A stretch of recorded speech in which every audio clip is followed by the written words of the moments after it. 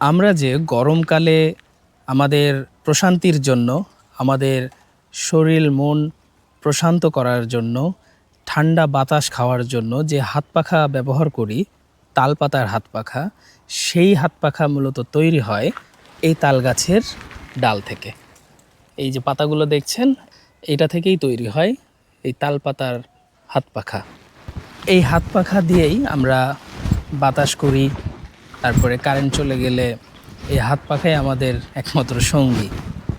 হ্যাঁ, অনেকের আইপিএস আছে, তারপরে ব্যাটারি চালিত, তারপরে হচ্ছে সৌরবিদ্যুৎ, অনেক ব্যবস্থাই আছে, কিন্তু সবার তো আর এই ব্যবস্থা থাকে না।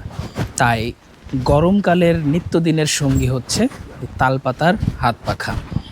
আর মূলত এই গ্রাম অঞ্চল থেকেই এই তালের গাছ থেকে কেটে নিয়ে গিয়ে যারা তাল পাখা তৈরি করেন, তারা বিভিন্ন ডিজাইন করে, রং দিয়ে, সেলাই করে, সুন্দর করে নিজের যে হাতের যে কারুকার্য আছে, সে শৈল্পিক কারুকার্য দিয়ে এই তাল পাখা বানিয়ে থাকেন।